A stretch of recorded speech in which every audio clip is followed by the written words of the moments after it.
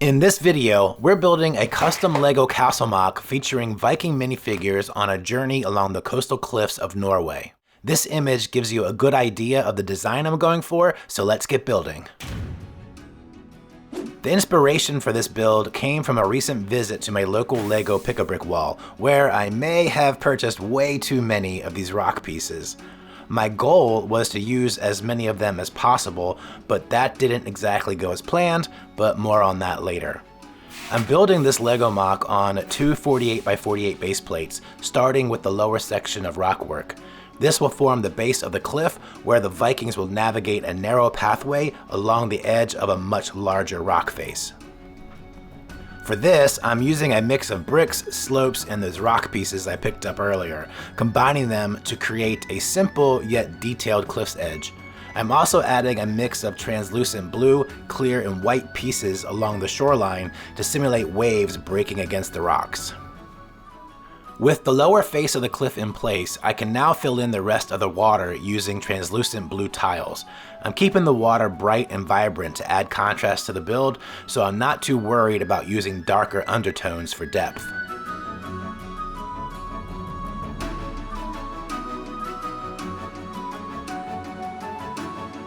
Now it's time to bring the build up to the height of the lower cliff, creating the foundation for the terrain and the larger upper cliff section. There's nothing more satisfying than an overly complex substructure made of lime green filler bricks. I don't think I'll completely abandon this method, but I might explore more efficient techniques in the future.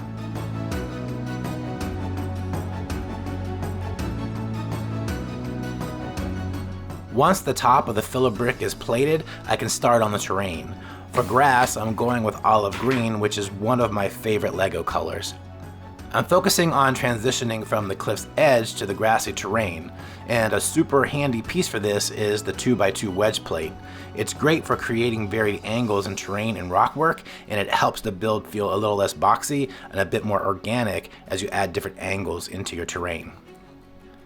Another tip I always recommend when building MOCs is to step back from time to time, or even walk away for a bit. It's easy to get lost in the details and miss opportunities for improvement, so a fresh perspective can help you spot areas that need tweaking or, in some cases, rebuilding.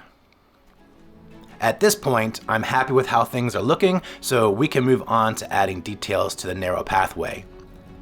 For the path, I'm using dark tan tiles and plates with patches of dark brown for added color. I'm also incorporating small rock clusters along the trail. Since this is a rugged, treacherous journey for our Vikings, I want the path to look challenging and worn, making sure to add some fallen rocks along the terrain to reinforce the harsh and unpredictable nature of the environment. I'm also placing plates with studs to pre-plan where minifigures might go later.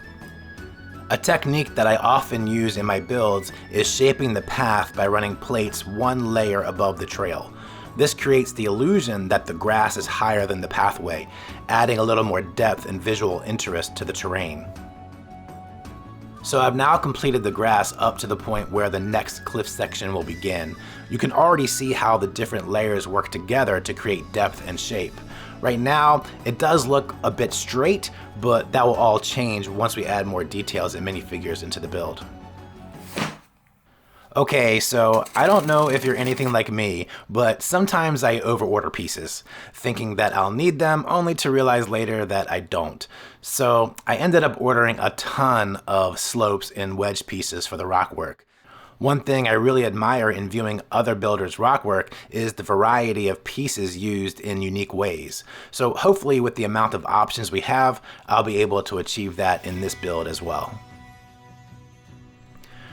Alright, so I've been deep in the kitchen cooking up this cliff, and things get pretty chaotic when I'm building, but I like to think of it as organized chaos. But with that said, I'm really happy with the rockwork technique I landed on, which involves building the cliff in sections. This method I've seen used by builders like Solid Bricks and True Squadron. It worked for them, so I wanted to give it a try in this build as well. The technique is called SNOT, or studs not on top. In the past, I would build the cliff directly into the structure as I went, but this time I built each section separately on a base of plates to be attached later using SNOT bricks. I found it much easier to see how the curvature of the rockwork was coming together. By building one section first, I can place the next section beside it and match the depth and angles of the previous section. So that just ensured a seamless transition from section to section. One of the best rockwork tips I've heard is from Jacob Kaiser Mox, who said to not think of each LEGO piece as a single rock, but rather as part of a larger formation. So hopefully you can see that concept in action here as I place these sections into the build to create natural looking rock formations. With the cliff finished, I added some final touches to the terrain, including additional fallen rocks and foliage. I also boxed in the sides and top of the MOC to make it look like a cross-section was cut from a larger cliff along the Norwegian coastline. So finally, the part I've been most excited for is adding in the minifigures. I sourced custom accessories and weapons from places like Pickle Bricks, Brick Warriors, and Firestar Toys to give our Vikings a unique and realistic look. First, we have the Viking King. He uses Commander Wolf's head from LEGO Star Wars and Gimli's helmet from Lord of the Rings, and I added a fur cape from Pickle Bricks. I love how the cape drapes over his horse, keeping him nice and warm for the harsh journey ahead. And we can also give the king an elk hound as a travel companion to help him scout ahead. And what would a king be without a shield maiden? I really love how this minifigure came together. She features a Dungeons & Dragons CMF Dwarf Barbarian torso, a different headpiece, and a really cool hairpiece from Firestar Toys, which adds a bit more color to the scene.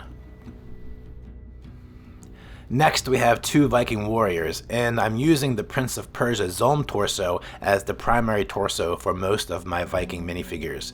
It's got some really great fur details and just works really good for realistic looking Viking minifigures. One warrior here is wielding a LEGO shield and a Viking sword from Pickle Bricks, while the other has an axe from Firestar Toys and another fur cape. Next, we have another warrior wearing a smaller fur piece, which I think looks really cool. And then we have an older Viking, still capable, but wielding a walking stick for the long journey ahead. Now we have the Viking Prince, son of the king. He's wielding an axe with a custom printed Pickle Bricks shield, which looks amazing.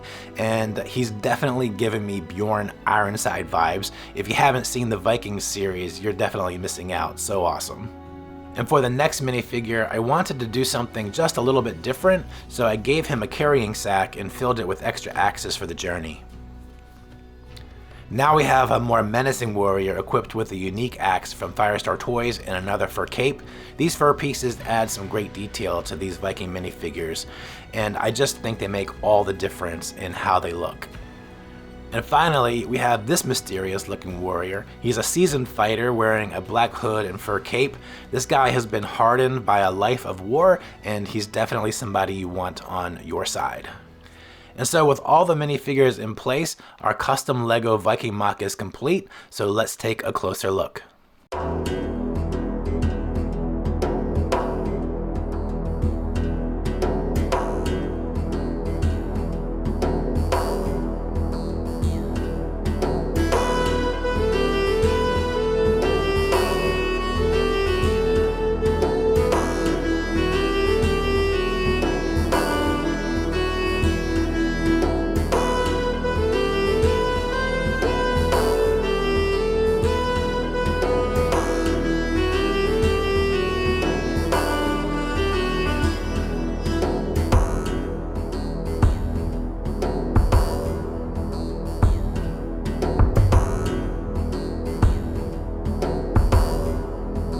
If you've made it this far, I just wanted to say thank you so much for watching and checking out my latest LEGO Castle MOC.